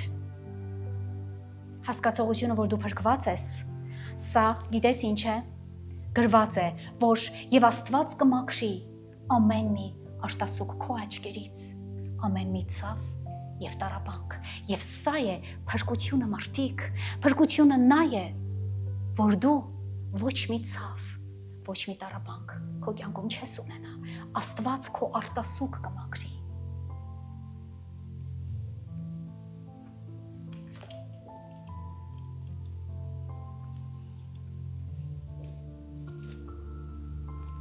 17 գլուխ Ղուկասի 11-ից 19 Եվ եղավ, երբ որ նա Երուսաղեմ էր գնում, ինքը Հիսուսը, Սամարիայի և Գալիլեայի միջով էր անցնում, և նա մի գյուղ մտնելիս 10 բորոդ մարդիկ պատահեցան նրան, որ հեռված կանգնեցին և իրանց ձայնը բարձրացրեցին և աղաղակեցին. Հիսուս, վարդապետ, մեզ ողորմիր։ Սրանք էլ էին հետաքրքիր։ Սրանք բորոտներ էին։ Սրանք էլ փաստորեն ճանաչեցին Հիսուսին իրենց աչքերով։ Հիմա դե կարող է նրանց մարմնավոր աչքերը մի փոքր ցույց տվեց հոգու աչքերի հետ, որ այն Հիսուսն էր, կարող էր նրանց բժշկել։ Համենայն դեպս արդեն նրանք Հիսուսի մասին լսել էին տարիներ շարունակ։ Եվ սրանք էլ աղաղակեցին, ասում է խոսքը։ Եվ երբ որ տեսավ, ասեց նրանց. գնացեք ձեր անձերը քահանաներին ցույց տվեք, եւ եղավ, որ նրանք գնալիս սրբվեցան։ Այսինքն ճանապարհին, եւ նրանցից մեկը, երբ որ տեսավ, թե բժշկվեցավ, ետ տարավ բարձր ձայնով փառավորում էր Աստծուն, եւ իր երեսի վրա ընկավ նրա ոտների առաջին եւ գոհանում էր նրանից, եւ ինքը սամարացի էր, այսինքն հետանոս։ Հիսուսն էլ պատասխանեց եւ ասեց. չէ՞ որ 10 էլ սրբվեցան, ապա այն 9 ուր են։ Հետաքրքիր հարց էր Հիսուս։ Այո, ուր են այն 9։ Եվ դառնողներ չգտնվեցան, դառնողներ, որ Աստծուն փառք տան, բացի այս այլազգին, եւ ասեց նրան. վեր կաց գնա, քո հավատքն ապրեցրեց քեզ։ Ասում է, եւ դառնողներ չգտնվեցան, որն է դա։ Հիսուսը քեզ ճանապարհին բժշկեց, որն էր դառնալը, որ դու պիտի ետ դառնայիր աշխարհից եւ Քրիստոս դառնայիր, եւ այս մեկի նման փառք տայր Հիսուսին, որովհետեւ նա քեզ բորոդ ուղակի բժշկեց։ Այսօրվա մեր բորոտությունը հոգևոր է, սիրելիս, եւ այս ամեն ինչը ինչ որ քարոզվում է այն ժամանակներում սա ֆիզիկապես է եղել, բայց այսօր ամեն ինչը մեզ հոգևորապես է, մեր ամեն մի բորոտությունը, աղտեղությունը, հոգին ու սիրտն է մեր։ 9 հոգիներ առան իրենց բժշկությունը, բայց ոչ իրենց փրկությունը։ 9 հոգիներ, նայեք, միշտ Աստվածաշունչը ասում է, որ շատերը, կանչվածները բոլորն են, բայց ընտրվածները քչերը։ Այստեղ էլ նույն ընտրությունն էր, 9 հոգիներ առան իրենց բժշկությունը, բայց այդ 9-ից 1 հոգին ստացավ փրկությունը բժշկության հետ։ Այն մեկ անձը, ով սամարացի էր, գիտեք ինչ, մենք շատ ժամանակ ասում ենք, մենք հավատացյալս, մենք քրիստոնյաներս, մենք աստծոծարաներս, մենք չգիտենք ովս ու ինչս, բայց ուզում եմ ուշադիր եղնես։ Աշխարհի տակ կան ժամանակ եւ դիպվածք։ Դու կարող ես տասնյակ տարիների ճահճացած հավատացյալ լինել եւ դեռ չհասկանաս քո փրկությունը։ Նաեւ ստացած չլինես քո բժշկությունները, բայց ասում եմ 1 հոգի խաչը Քրիստոսի աջ կողմում 1 հոգի կար, ով ամբողջ մի կյանք հետանոս ապրելով, սպանելով եւ սպանությունով վերջի պահին ժառանգեց իր հավիտենական կյանքը երկնքում։ Ինչու եմ սա ասում? Որովհետև մենք շատ ենք պարզենում հավատացյալս, բայց մի պարզեցիր։ Տերը ասում է, երբ որ կանգնած ես, զգույշ եղիր, որ կանգնածը տեղից չընկնես։ Պետք չէ ուղղակի Տիրոջ Քրիստոսի անունով պարծենանք, պետք է մենք պարծենանք մեր հավատքի անսասան հավատարմությունով, նվիրվածությունով, սիրելով Տիրոջը։ Սա է պարծանք, սիրելիս։ Այս մեկ անձը սամարացի անհավատ հետանոս մեկն էր, բայց վերադարձավ Հիսուսին, երկրպագեց Հիսուսին, հետևեց Հիսուսին եւ ասում է քայլեց նրա ետևից։ Շուտով վերջացնում եմ վերջի Աստվածաշնչյան ցիտատն եմ կարդում։ Հայտնություն 7-րդ գլուխ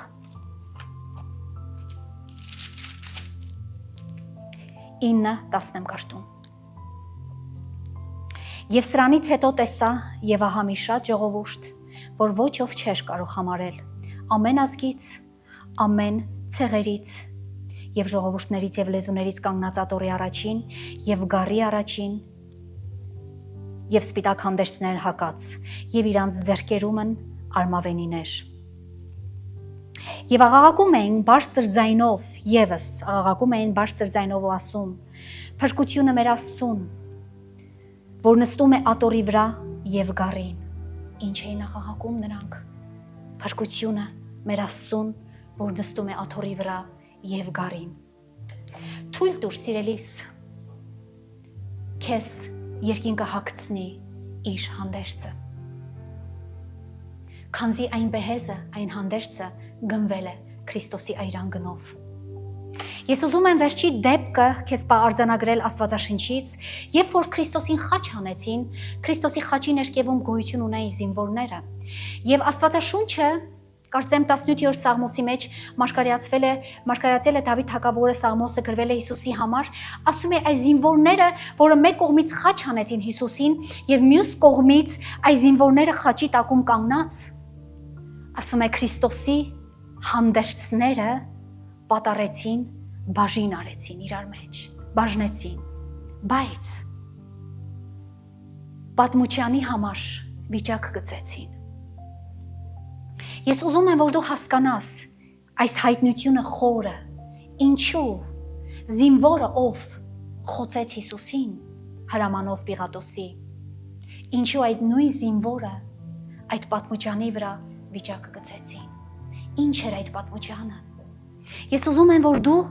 պատկերացում կազմես, ասում է Աստվածաշունչը, Քրիստոսի պատմությանը մի կարից էր, այն բացարձակ նրա վրա կարեր չկար, նրա վրա անգամ ոչ մի, նա պատմությանը մի կտորից էր նրա, ինչպես բացատրեմ, ես էլ ինքս չեմ կարող հասկանալ դա, բայց դա ասում է Աստվածաշունչը, եւ ասում է այս պատմությանը, որը ինքը մի կտորից էր, մի հատ էր, զինվորները նրա համար վիճակ գծեցին, այսինքն նրանք Տիրոջ պատմությանը չցանկացան պատառել, մարդիկ, հասկացեք սա, աղտեղ, աղտոտված զինվորները, մեղավոր, Քրիստոսին խաչ հանող զինվորները, նրանք նրա պատմությանը անգամ չցանկացան պատառել, այլ ասում է վիճակ գծեցին, ում պիտի հասներ այդ վիճակը, ինչ որ մեկին զինվորներից պիտի հասներ, նրանք վիճակ էին գծել։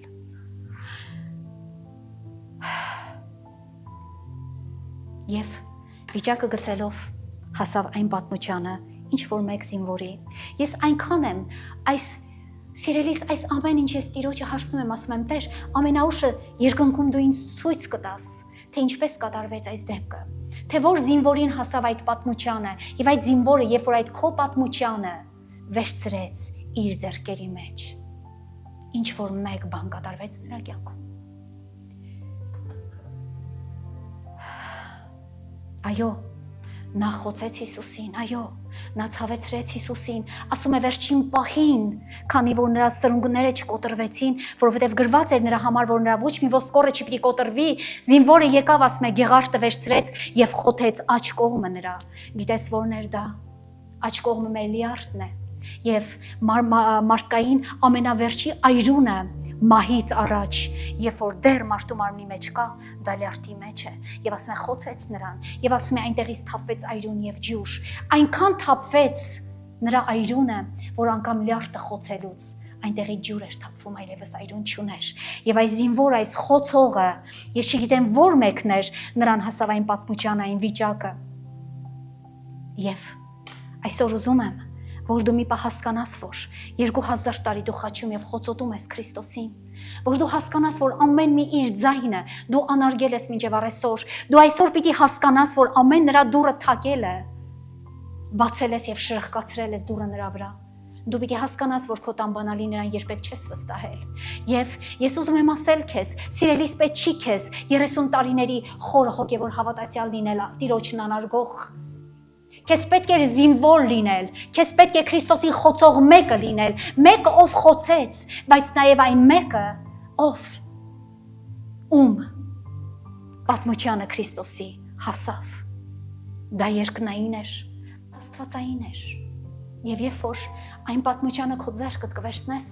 եւ քոնը կլինի վիճակով գծած, կհասկանաս շատ մի կարևոր բան, որ այդ պատմությանի Տերը քեզ համար խաչ է բարձրացել։ Այդ պատմությանի Տերը քեզ համար խաչվել է, մերկացել է, որպեսզի ինչ որ նրա հագուստի մի մասը պատառոտվի եւ բաժանոտվի զինվորների մեջ եւ ինչ որ պատմությանը ոչ առանց պատառվելու հասնի մեկ հոգու։ Եվ այսօր ուզում եմ, որ այդ մեկ հոգին դու լինես։ Ես այսօր ուզում եմ, որ սիրելի մարդ այդ պատմությանը վիճակով քեզ հասնի։ Հիսուս Քրիստոսի թանկ անունով ես ուզում եմ։ Թե չէ, մեզ անվանել ենք քրիստոնյա, մեզ անվանել ենք հավատացյալ, գիտես ես ով եմ, գիտես ով եմ ես, մեծն ոչնչություն, հավատացյալ ես, բայց առանց հավատքի, քրիստոնյա ես, բայց առանց Քրիստոսի, բնավ ճշմարտությունն եմ խոսում, և դու պատրաստ պիտի լինես այս ճշմարտությունը որպես նետ քո սրտի մեջ ընդունել, որպեսզի քո սիրտը փոխվի, այո, հավատացյալ ես, հավատք չունես, քրիստոնյա ես, Քրիստոսին չունես դու, չունես, բայց խորհուրդ կտամ, ձեռք բեր պատմությանը, եթե այն ձեռք բերեցիր, դու ունենալու ես Քրիստոսին, որովհետև այդ պատմությանի տակ դու հասկանալու ես, թե որքան ճանապարհներ անցավ նա ցավի, դոլորոսա ճանապարհը, որպեսզի այդ պատմությանը վիճակով այսօր քեզ հասնի, մարդ, գնահատիր այն, աղոթում եմ իմ Տիրոջը, աղոթում եմ, որ սա քո քարացած սրտիդ, նյարդերիդ մեջ մտնի, որ դու հասկանաս առանց Տիրոջ, սուտ է կյանքը մարդ, ունայն է, ունայնության ասեց Սողոմոն թագավորը, Սողոմոն թագավորն ամեն ինչ ուներ, այն ինչ դու այսօր չունես, բայց կաշտա Սողոմոն թագավորի կրքերը և կհասկանաս, որ ամեն ինչ այս երկրի վրա ունայն է։ Եվ Քրիստոսով դու կգտնես քո կյանքի պատմությանը։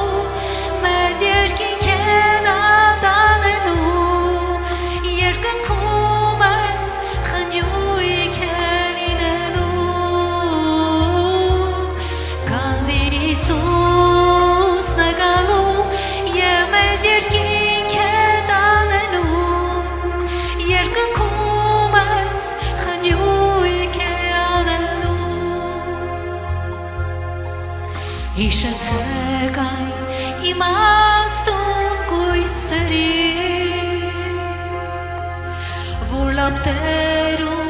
շատ յուն էի Քանի ուշ է պատրաստվիր լապտերում դյուղ հավաքիր Քանի ուշ է պատրաստվիր Պեսայինը դիմավորիր Ջերմակը ջերմակ թող լինեն հանդերեցներ տովհաս Գլխի դյուղը թող չպակասի ով Քրիստոսի հաս Ջերմակը ջերմակ թող լինեն հանդերեցներ տովհաս Գլխի դյուղը թող չպակասի ով Քրիստոսի հաս Քանզի Հիսուսն է գալու և մեզ երկինք է տանելու Երկնքում մեծ խնջույք է լինելու Քանզի Հիսուսն է գալու և քեզ երկինք է տանելու Երկնքում մեծ խնջույք է լինելու Սուրբ գարան հարսանիքն է լինելու Պատրաստվիր պատմությանը այսօր վերցրու անց Հիսուսի անունով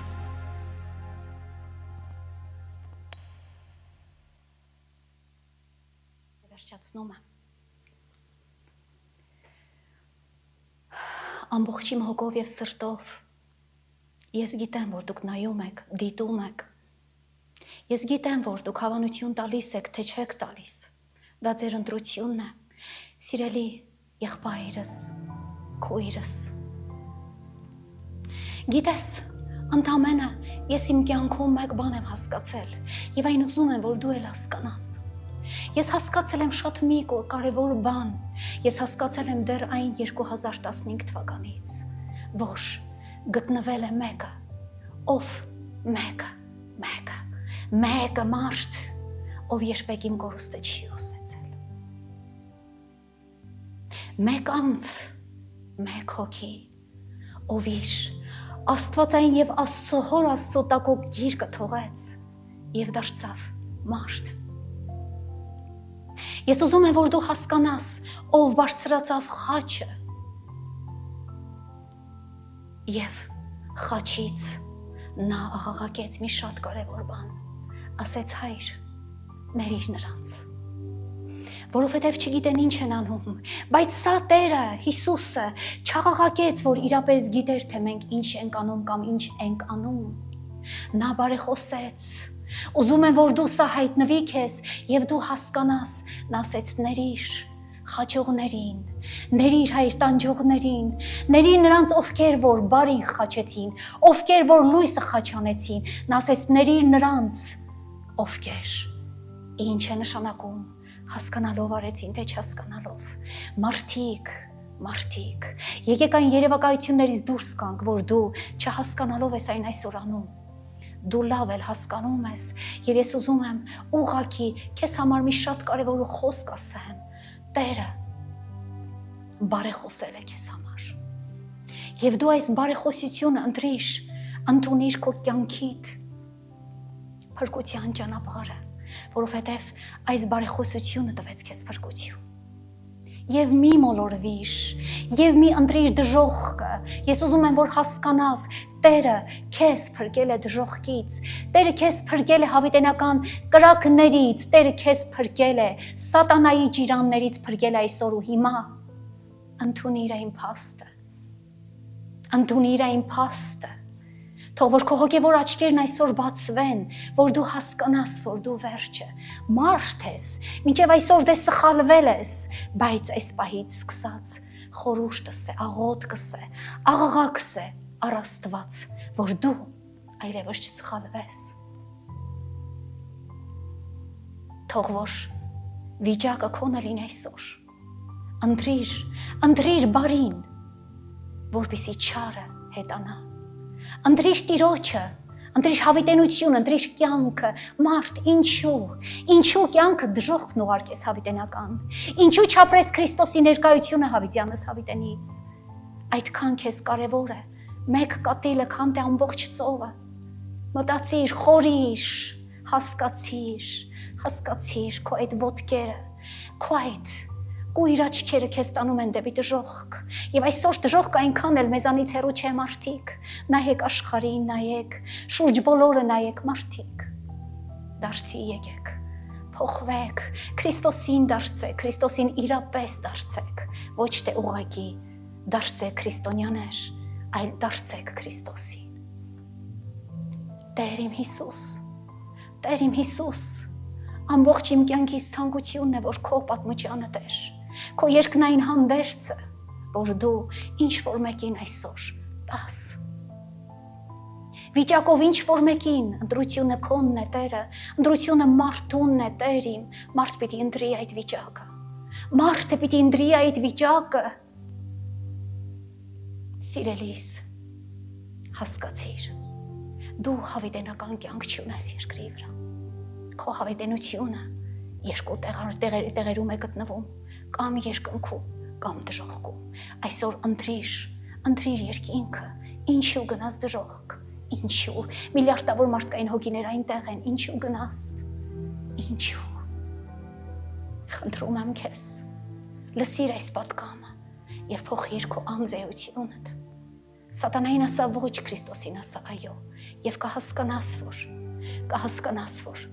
իրապես դու Քրիստոսին սիրող մեկն ես, մինչև քո հոգու աչքերը չբացվեն, դու Քրիստոս չես կարող սիրել, մինչև քո հոգու աչքերը չբացվեն, դու Քրիստոս չես կարող ծառայել, մինչև քո հոգու աչքերը չբացվեն, դու պաշտել Քրիստոս, նմանվել Քրիստոսին չես կարող։ Քեզ ամեն ժամանակ Տեր Հիսուս փառք եմ տալիս, պատիվ, որ դու մեզ սոված չես թողնում։ Իրականում իմ Տեր, թանկ է քո հացը, թանկ է Տեր իմ քո ձկները, որ դու շատով ես մեզ տալիս, այո, Պետրոսը ամբողջ գիշեր տանջվեց սիրելիս, բայց նա իր աշխարհի կյանքում ձուկ չբռնեց, բայց երբ Հիսուսը հայտնվեց նրա կյանքում և ասեց Պետրոս, ուրքանդ գցիր աջ կողմը, Պետրոս, Տիրոջը լսիր, ուրքանդ գցիր աջ կողմը,